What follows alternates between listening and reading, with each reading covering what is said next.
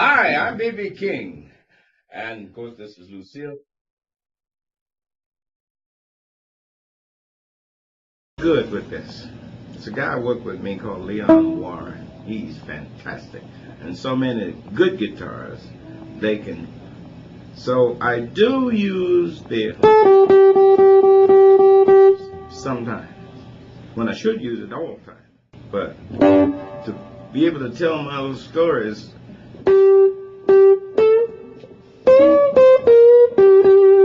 Seem like I can measure the strokes down, but can't measure them so much coming up.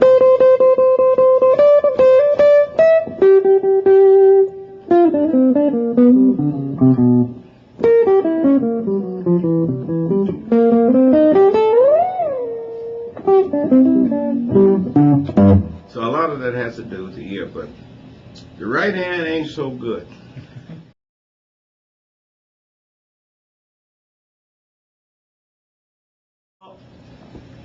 When I first started to play, I could never use the bottleneck or the slide as some people do. I still can't. And I guess one of the reasons I never did practice as hard at trying to do that as I should have. Maybe I would have learned, because I believe you can learn to do anything that you really want, or anybody else can do. You can learn some of it anyway, but I never did practice enough trying to do it.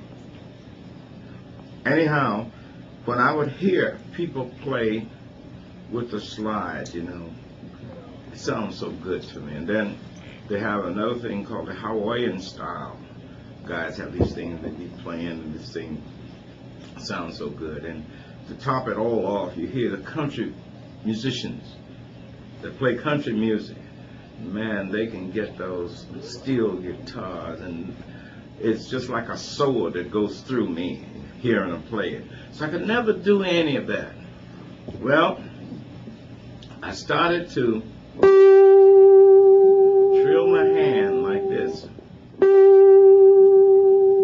To me, it reminded, my ears would tell me, hey, that sounds a little bit like the bottleneck. So I would do this for hours. Now, I'm not doing like some people think it is like that. I never do that. Just a trill, a steady trill of the hand. And then I would hear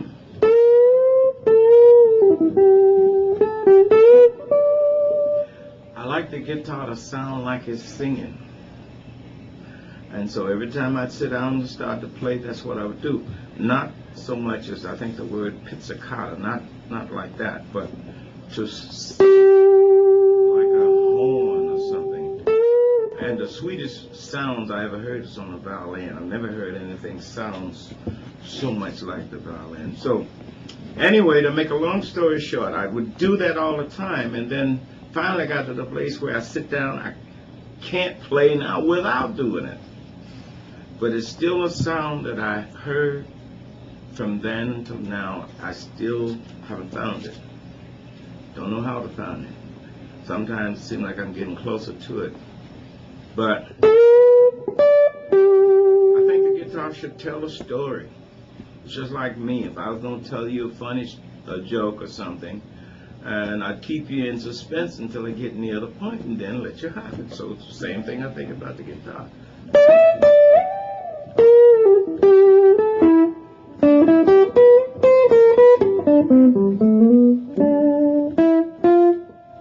And that's getting your attention. I'm into the story.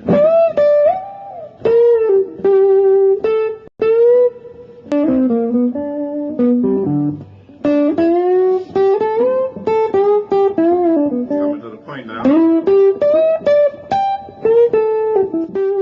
Just made my point.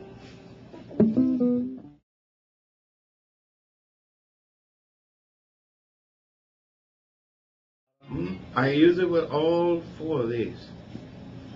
It's according to what's most convenient. For example, this one is most convenient, but I sometimes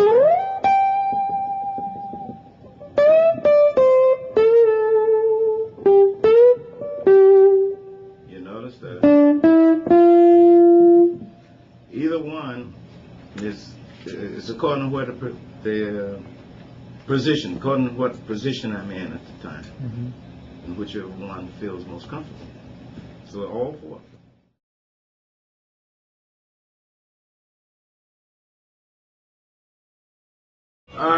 Not always, but when I do get a chance, I usually try to run scales.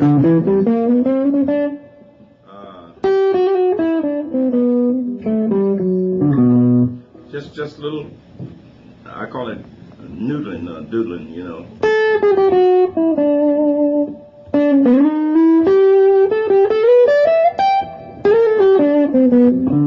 And just going all over the neck of the guitar like that.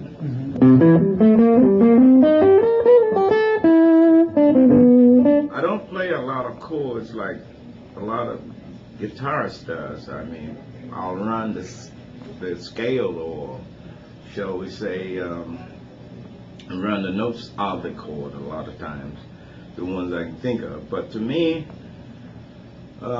this is not good for students, so remember this. Learn the chords, learn the notes and the progressions. I didn't do it well, but you can. You can do it well, and that is play the scales, play the chords, and learn them well. I didn't, because most times when I get ready to play, people would always say, you know, the ones that I'm working with would say, play the solo, man, play the solo. And like a dunce, I'd go out and do it. So it always put me out front and never let me really work in the rhythm section. So I think my point I'm trying to make, work with the rhythm section. I don't say don't play some things, you know, because to me, I can amuse myself, man. I could be around and nobody had to talk to me, say anything, or even feed me. If I can hear.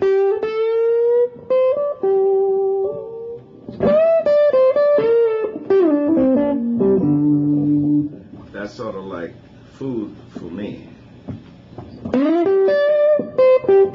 So I do a lot of that before the show.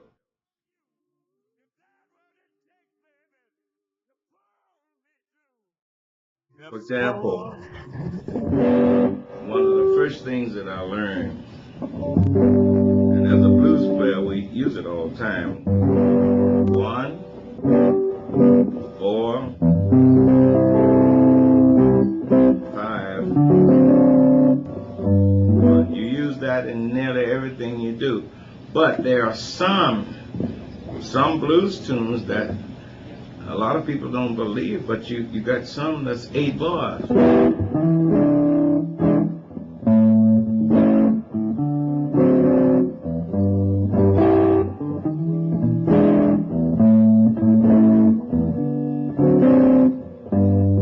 I could never be a good teacher, but that's another style, another way of playing that a lot of people don't know, that we blues players use that. You do use that for a lot of tunes like, ooh,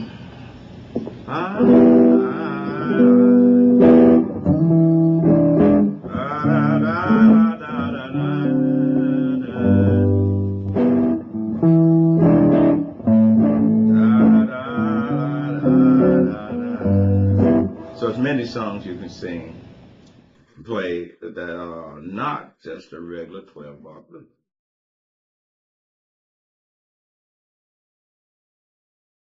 I cheat. Yeah. I'd use a lot of common tones. So, all right, let's say that if we, in the key of G, so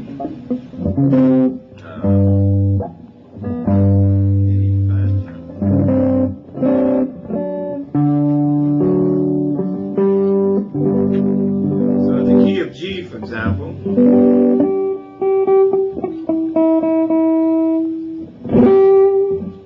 so we're in the key of G, and of course, your next change is going to be C. Well, we know that the G still fits into the key of C, right? And if you're going to change, there are several, an E, for example, would work, would E is the, the third of C, right? G is the fifth. So you keep going like that, and every tone that's in the chord that's being played by others, you can just find one.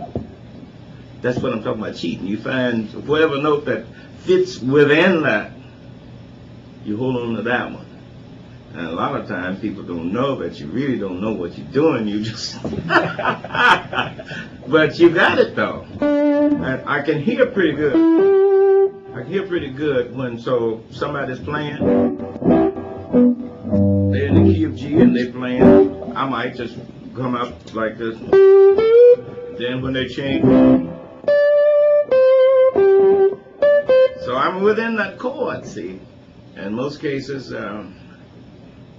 people that don't know that I really don't know that I'm really just guessing, if you will, if that's a good word. So that's the way I do. But that ain't the best thing to do. The best thing to do is know the chords. If you know the chords, play it with ease. And there are so many chords that make up songs that sound so beautiful. Half of them I don't even know today.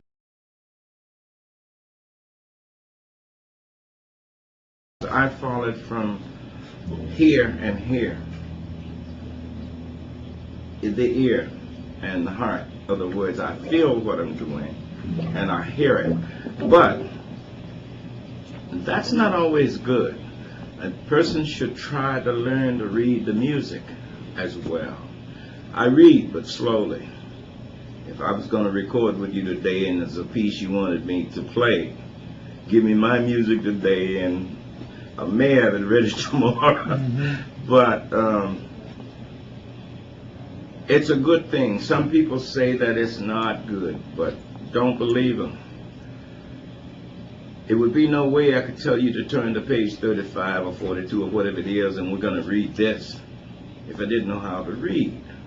So you need to know how to read, and if you do that, you'll find then that you can play with other people easily if you learn to read well. But now that don't mean that you don't, some guys maybe started like I did. You by yourself, you practice, and you never ever keep the time properly when you start by yourself without somebody teaching you or showing you. Now, well, yeah, you can keep the beat going. I've always been good with that. But if I'm playing with people, I need to hear the sound of the bass. I need to hear something that gives me a guideline while I'm playing. So I would say try to learn all of that so you don't have to have those guidelines. They help, of course. You always need them, but you don't have to have them.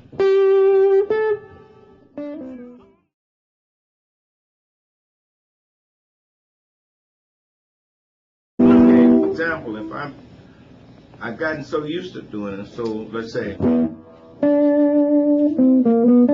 nobody loves me but my mother, and she could be jiving too.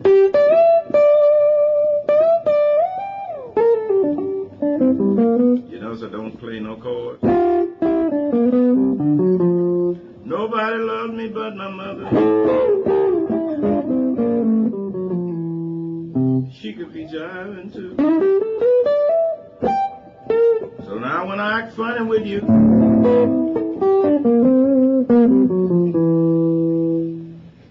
it's all because of the way you do.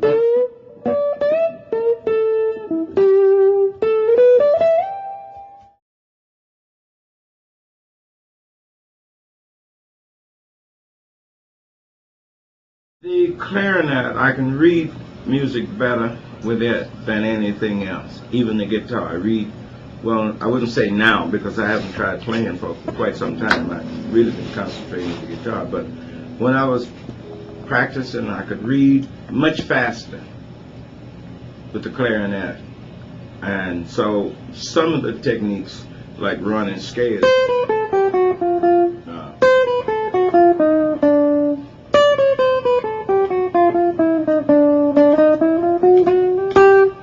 and then you could go all over. I learned to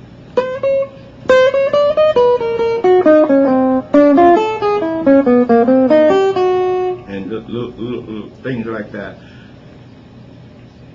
Makes your ears bigger. Well, I don't mean really bigger, but you know, you can hear more. That's what I'm trying to say. That's one thing the clarinet did do for me.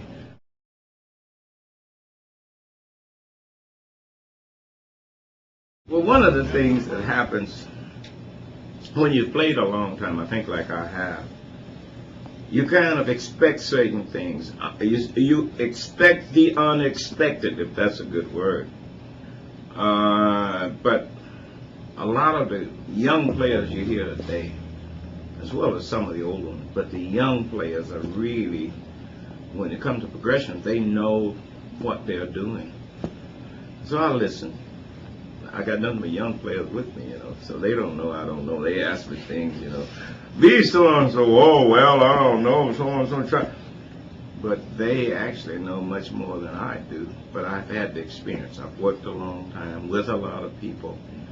And some of the great, I've even did some work with, you know, Kenny Burrell, for example.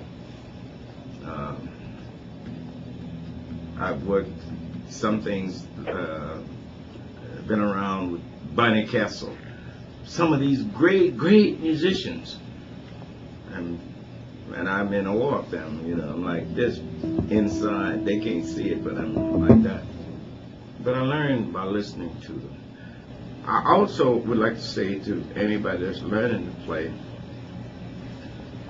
it's good to learn to read, it's good to learn to play with others, but it's also good to try and hear. I believe a lot of the great musicians know what they're going to play before they play it. I don't, but I hear leading up to it.